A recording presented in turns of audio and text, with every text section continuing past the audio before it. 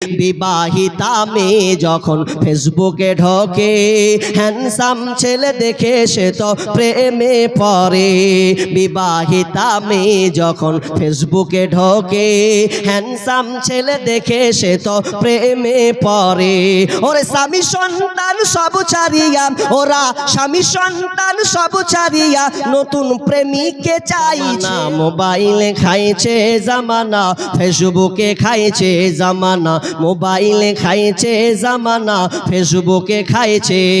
অল্প বয়সের ছেলে মেয়ে প্রেমে জড়াইছে জামানা, মোবাইলে খাইছে জামানা, ফেসবুকে খাইছে।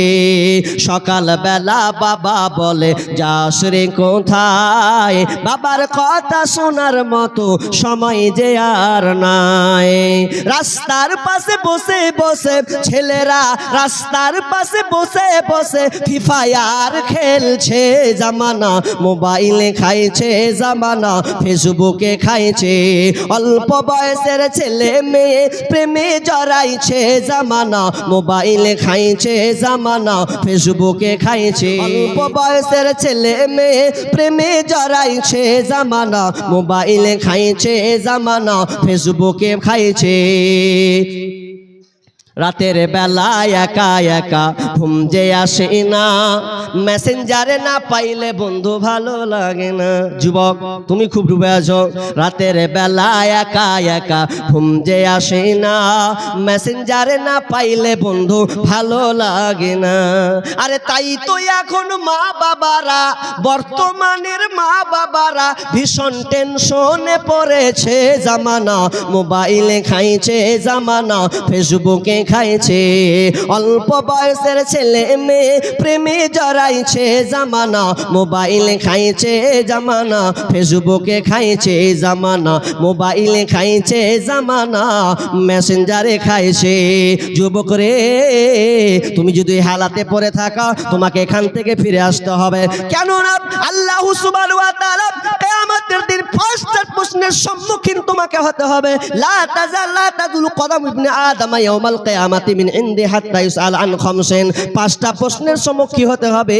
তার মধ্যে এক নাম্বার হলো শাবাম, এক নাম্বার হচ্ছে আন উমুরিহি ফিমা আফনাহু ওয়ান শাবাবিহি ফিমা আবলাহু।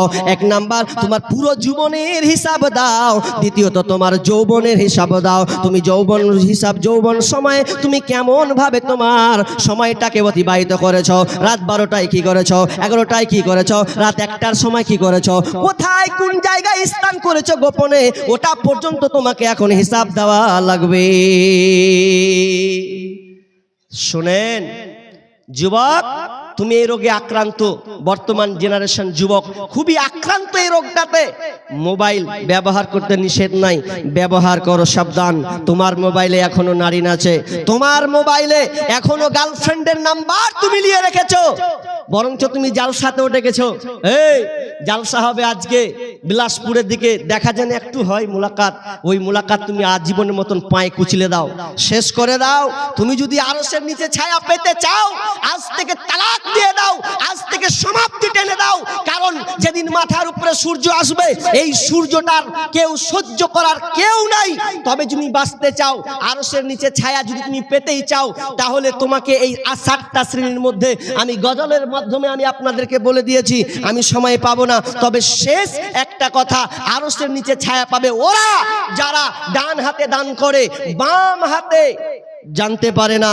আপনাকে আল্লাহ অর্থ সম্পদ, মালামাল, টাকা পয়সা ইত্যাদি তোমাকে আল্লাহ দিয়ে ভরপুর করেছে, আর তুমি আল্লাহর ভালোবাসায়, রাসূলের প্রেমিক ভালোবাসায়, মসজিদ মাদ্রাসার ভালোবাসায় তুমি তোমার সম্পদ থেকে আল্লাহর রাস্তায়, আল্লাহর খাত যেখানে তোমার দান করার প্রয়োজন, যেখানে দান করার দরকার, ওখানে তুমি ডান হাতে দান করেছো, বাম হাতের পাইনি। মানে গোপনে 10,000, গোপনে 20,000, গোপনে 1,000, গোপনে 500, তুমি একমাত্র আল্লাহকে দেখিয়েছো। আল্লাহ আমি পৃথিবীর কাউকে নয়, একমাত্র তোমাকেই দিলাম এই দান তোমার রাস্তায়। তাহলে আল্লাহ রাসূল বলছেন ওই লোকটা আরশের নিচে ছায়া পাবে। মুহতারাম, আমি বলতে চাচ্ছি যে আপনি এই দান থেকে বিমুখ হয়ে যায়েন না। কারণ মুমিন যারা হয় তারা মাল থেকে, নিজের সম্পদ থেকে আল্লাহ রাস্তায় দান করতেই থাকে। মুমিন কোনোদিন বেচৈন হয়ে যায় না, মুমিন কোনোদিন দুর্বল হয়ে যায় না। কারণ তার 100 টাকা ইনকাম হলে 100 টাকার মধ্যে 5 টাকা যায়, 200 টাকা ইনকাম হলে 200 টাকার মধ্যে 10 টাকাও যায়, 500 টাকা হলে 50 টাকা যায়, 1000 টাকা হলে ইনকাম 1000 টাকাও যায়। মুমিনের দানের ধারাবাহিকতা এই রকম চলতেই থাকে। ভাইরা আমি আমার আগেই পূর্বের শেখ তিনি সুন্দর আলোচনার পাশাপাশি আপনাদের কাছে তিনি মূল্যবান সময়ের কি করব, এগুলোকে সবটি ডাকবো। ডাকতে গেলে তো মনে হয় আমাকে 5 মিনিট মনে হয় খালি লিখতে হবে। যতটি নাম 35টা লোকের নাম আমাকে এখন এলান করতে হবে। 35টা লোক, আর 35টা লোকের সময়টা কতটুকু লাগবে? তার উপরে আবার ডেকে পাওয়া যাবে না, যে অনেক সময় ডাকি পাওয়া যায় না, দেখি চেষ্টা করে পাওয়া যায় কিনা। 35টা লোক, আমার পরে আরেকজন আমার ভাই সমবয়সী, সে ভাই আমরা দুজনে একসাথেই ছিলাম, অনেক কথা আলোচনা হলো, বিদায় তিনি রেস্টে আছেন। আমার পরেই আপনারা উনার বক্তব্য শুনতে পাবেন, বিদায় আপনারা নড়াচড়া নয়, আমরা শেষ পর্যন্ত যাব ইনশাআল্লাহ, শেষ পর্যন্ত যাব ইনশাআল্লাহ। আচ্ছা হাত খান দেখি তো কত লোক থাকবেন। পেছনের লোকে একবারও হাত তুলে না, বলছে কোন দিকে লাগে, হ্যাঁ ওলাই না ওলাই, যা করবি করে লেগা, ওই লেগা ঠাট। পেছনের লোকের কি আর বদনাম করবো, কিচ্ছুতে দেখতে পাই না, একবার তো কোনো হাত তুলেনি, এখনো ওই লেগা লাস্টে বসে। ঠিকই আছে, আমি আবার বলি অনেক জায়গাতে যারা উঠে পালাবে ওরা যেন লাস্টে বসে, যখন ভাল লাগবে না উঠে চলে যাবে, বিরক্ত বোধ হবে না। তো মাশাআল্লাহ, তো আপনারা থাকবেন, আমি নামগুলো বলছি, তারা পাগে যারা এখনো দেননি। আমি জানি অনেকে বলেন যে না এই বক্তার পরে অমুক বক্তাকে দেবো, না এর বক্তার অমুক বক্তাকে দেবো, এরকম মানুষের আশা আকাঙ্ক্ষা থাকতেই পারে, স্বাভাবিক। কারণ আপনি আমাকে ডেকেছেন, আপনি আমার আলোচনা শুনবেন, আপনারও ইচ্ছা আছে যে আমি অমুক বক্তার হাতে এই দানটা দিব, জি আপনার ইচ্ছা আকাঙ্ক্ষা থাকতে পারে, বিধায় আপনি পাওয়া যাবে। আচ্ছা হাজির আছেন, অনুপস্থিত আছে এগুলো সব? আচ্ছা আচ্ছা, নামটি বলছি, তার আগে যারা বসে আছেন ভাই আপনারা অবশ্যই 1000, 2000, 5000, মাশাআল্লাহ। কি এটা গো, কানের নাকি? আল্লাহু আকবার, এটা সোনার তো নাকি? সোনার কানের গো, এর মূল্যমান দাম মনে হয় প্লাস 35-40 হাজার হবে না? হবে 35-40 হাজার। আল্লাহ কে দিলে এটা গো? সাদেকুর, সাজেনুর। আচ্ছা মেহমান কি হয় এটা? আচ্ছা উনার বলতে দাদিমা। আচ্ছা উনার দাদি, এই যে 2টা না কানের খুলে দিয়ে গেছে, আর এটাও উনারই একটাই, পাশাপাশি আরো 1500-1600 টাকা তিনি দিয়েছেন। আল্লাহুম্মা সাল্লি আলাইহা, আল্লাহুম্মা বারিক আলাইহা। আহা, আমি তো চাইবো না, এই জন্য চাইবো না, মনে করলাম যে মনে হয় আমি চাইতে যা ভেড়ে পড়বো, পাবো কি না পাবো।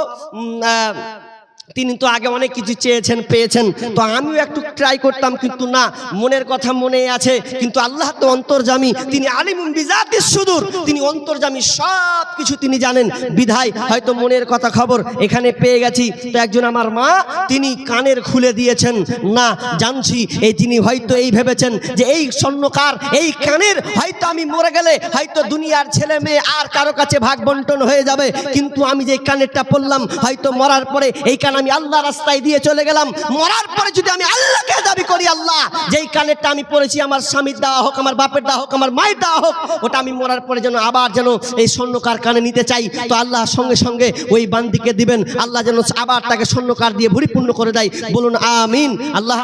জি, জিয়াউলের স্ত্রী একটা নাকের ফুল দিয়ে গেছেন, মাশাআল্লাহ।